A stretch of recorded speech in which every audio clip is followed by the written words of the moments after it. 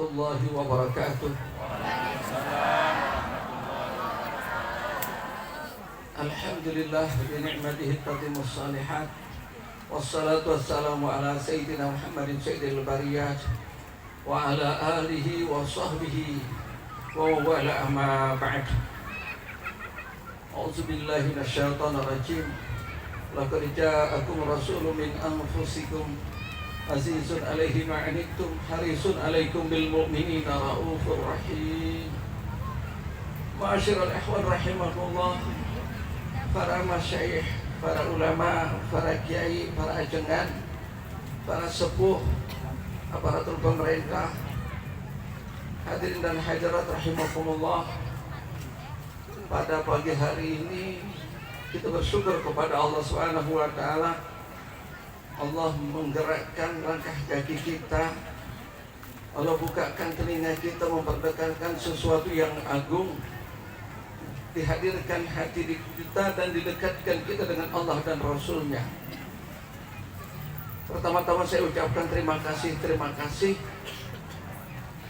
para bapak-bapak, hadirin dan ibu sekalian yang telah mengikuti pembacaan maulid dengan tertib dan aman. Alhamdulillah, inilah adalah syarat yang pokok. Kita dengarkan beberapa ayat Al-Quran yang dituangkan dalam kitab Mausilatul Durar dan juga beberapa hadis mengenai daripada sirah baginda sallallahu alaihi wasallam dan juga daripada nama-nama para sahabat dan orang-orang yang dimuliakan oleh Allah Subhanahu wa taala. Kalau saja kita mendengar sesuatu ucapan-ucapan nama-nama para sahabat, para salihin, itu bisa mendapatkan keberkahan. Bagaimana kalau seandainya kita memperdengarkan telinga ini daripada sifatnya Nabi sallallahu alaihi wasallam. Maka kata Habib Ali, wahai tasharrafatil asma bi ahbil hazal habib, wahai tasharrafat, maka jadi mulia dari telinga-telinga yang digunakan untuk mendengarkan apa, yaitu daripada sifat-sifat daripada perjalanan hidup Nabi sallallahu alaihi wasallam. Kalau telinga ini dari pagi kemarin sebelumnya setiap hari resepnya naon, paling gak dengerin dangdutannya. Ya Allah, gosip, gibah, udah dimusukin telinga kita hal-hal yang buruk yang mengotori ke hati kita, tapi hari ini dibersihkan semuanya. Diangkat, dicabut oleh Allah. Apa yang nempel yang buruk pada telinga kita, yang nempel yang buruk pada mata kita, yang masuk dan menyimpan dalam hati kita, itu semuanya hilang berkat selawat Nabi sallallahu alaihi wasallam.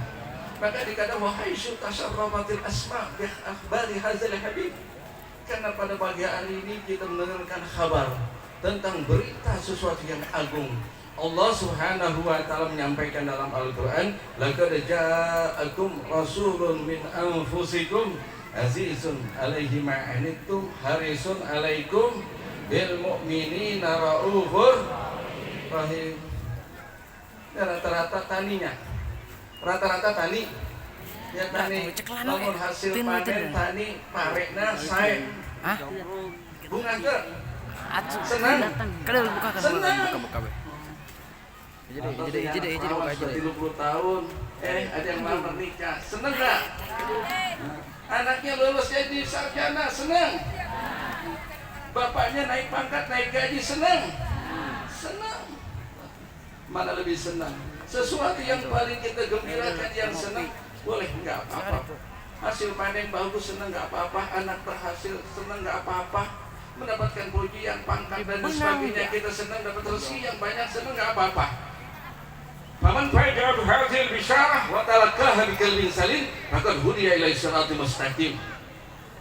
Tidak ada kabar gembira, bisyarah yang paling besar kecuali ayat Al-Quran yang menyebutkan laqad ja'akum rasulun min anfusikum azizun 'alaihi ma 'anittum harisun 'alaikum bil mu'minina raufur. Kata beliau Sayyidina Habib Ali, faman faja'athu hadhil bisyarah, apabila kita mendengar bisyarah kabar gembira telah datang kepada kalian Rasul yang mempunyai sifat Raufur Rahim, faqad hudiya ila siratal mustaqim, sungguh orang itu telah ditunjukkan jalan yang lurus. Ini banyak nih jalan yang bikin belok nih ya, dengan banyak-banyak pengaruh budaya, lingkungan, kehidupan, karakter, akhlak dan lain sebagainya yang bisa membelokkan kita, termasuk COVID. Jadi kita lebih takut sama COVID dibandingkan Allah yang menciptakan COVID. Ini bapak-bapak sama polisi takut kagak? Takut. Lebih takut mana sama Allah sama polisi? Yang benar, laras. Lebih takut sama Allah sama polisi.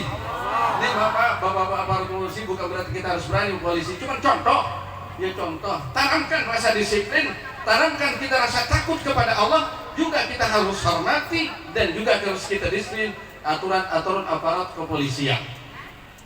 Lebih takut sama Allah sama polisi. Allah benar. Tapi nyatanya, lamun orang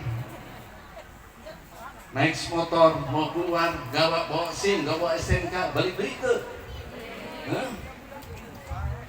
Kadang-kadang jadi was-was, jadi takut. Kenapa? Keluar tidak dilengkapi dengan alat berkendaraan, SIM, STNK dan lain sebagainya. Takut naon? Karena pasal 50. Ya 50.000. Takut ditilang. Tapi kalau lamun kesiangan nggak sholat subuh, tenang nggak? Tenang saja. Jumatan masih di sawah, tenang kagak? Ayah begitu. Ya Allah. Gimana kalau gempa atau tsunami? Lagi di laut kagak sholat Jumat, bulan Ramadan kagak puasa, anaknya tidak dididik agama, gak dikenalkan kepada sifat Allah dan Rasulnya. Lebih takut sama polisi sama Allah. Lu benar sama Allah polisi, sama polisi. Memang kita hormat, kita takut sama polisi ya. Emang harus ditanam kita orang-orang yang berdisiplin. Ini adalah kekurangan, semakin lemahnya kita. Kita lebih tawakal sama dokter sama Allah. Ini belajar ilmu tauhid ini. Jangan takut nih dikatakan takut. Aman fa'id'u hadhil bisyarah wa talaqaha biqalbin salim faqad hudiya ila siratul mustaqim. Jalan yang lurus kita udah mulai belok. Wala manasyurun, tapi kita enggak merasa udah belok dari jalannya, dan hitamnya manhajnya daripada baginda sallallahu alaihi wasallam. Ini udah mulai belok dengan macam-macam pengaruh nih sekarang. Lah gak pantas tuh orang muslim sama-sama jamaah apa pasti ya? Pantas enggak? Pantas ya. Ulama-ulama pada ribut, jamaah pada ribut. Gak malu sama Rasulullah. Ya. Apakah kita gak melihat perintah Allah Subhanahu wa taala dalam Al-Qur'an? Ini hari kita dicuci, dibersihkan oleh Allah Subhanahu wa taala bersama dari zikrin maulid Nabi sallallahu alaihi wasallam. Jadi mulia telinga kita, kaki kita, gerakan semua kita. Ada satu ibrah nasihat yang sangat mendalam ya, supaya membukakan hati kita. Pada waktu saat lahirnya baginda sallallahu alaihi wasallam, kenal gak binyawak? Binatang binyawak kenal gak? Biawaknya, bayawak. Lamun di Sunda mah bayawak ya. Lamun di Jakarta binyawak. Kalau di Jakarta mah soalnya banyak itu di Ragunan kebun binatang. Biawak ya. Biawak. Kenal gak ini rusak atau kijang? Benar. Kalau bongkot pisang, bongkot kelapa, nah semacamnya lah, atau bongkot kurma. Ya. Pada waktu saat zaman lahirnya baginda sallallahu alaihi wasallam, wa syahadatud dabbi wal ghazalah bir risalah wan nubuwah. Itu biawak, itu ghazalah yang namanya rusa, itu memberikan kesaksian percaya Muhammad Rasulullah. Mereka gembira, binatang-binatang bergembira dan berbicara dengan bahasa binatang yang fasih. Wana tadat kundabatil Quraisyin bi fasil ibarat mu'linatan bi kamalil bisyarah. Senang, gembira, pohon-pohon, tumbuh-tumbuhan, binatang pada senang lahirannya baginda sallallahu alaihi wasallam. Lebih senang mana lahirnya baginda sallallahu alaihi wasallam atau lahirnya anak kita yang pertama yang sudah nikah? Bapak-bapak yang punya anak sudah 10 tahun kagak punya anak, lahir istrinya mau hamil anak yang pertama, senang gak? Lebih senang mana? Anak pertama lahir atau baginda sallallahu alaihi wasallam? Dua-duanya ya. Saya.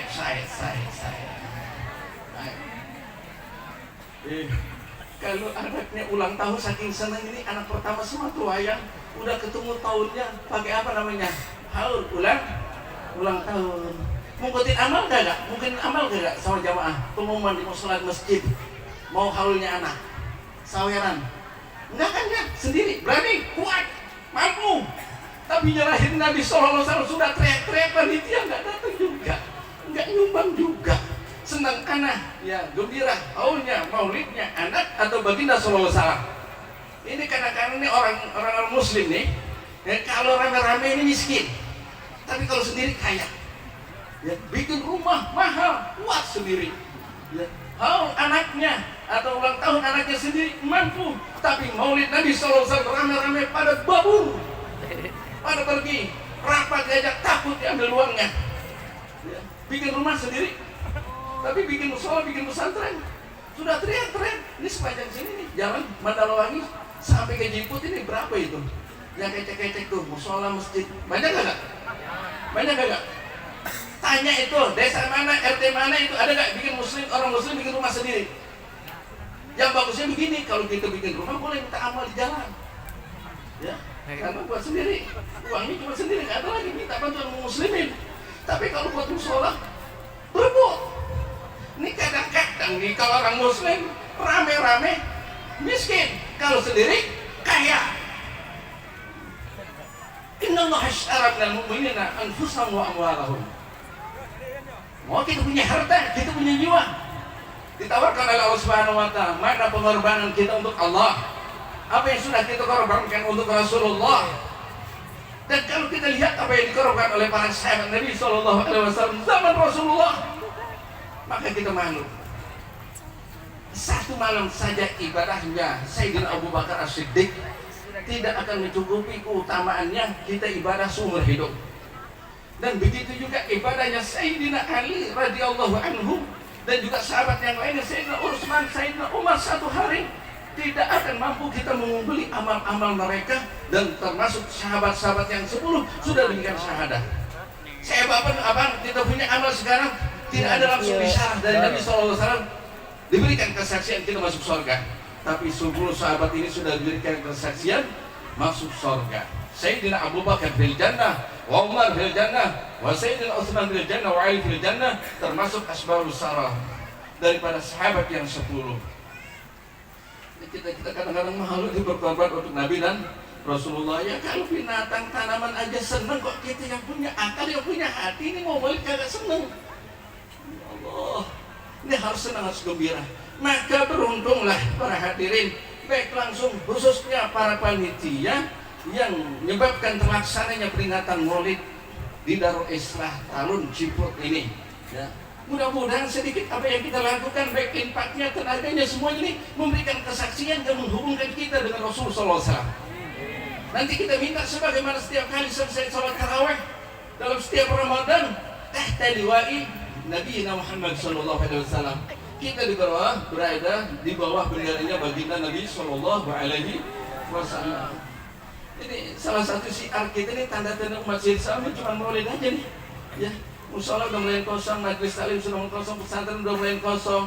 Yang ramenya mall, pasar, jalanan, ya tempat hiburan. Kumpulnya untuk syiar-syiar Islam udah mulai melemah, mulai surut. Kita malu dengan orang-orang tua kita terdahulu. Ini provinsi Banten tuh khususnya disebut Bantennya aja udah gemeter tuh orang. Ya, udah gemeter kagak? Apalagi ketemunya orang Banten ya. Para sepuhnya mulai daripada datuknya Syarif Hidayatullah turun ke Maulana Hasanuddin, turun kepada incunya Maulana Yusuf.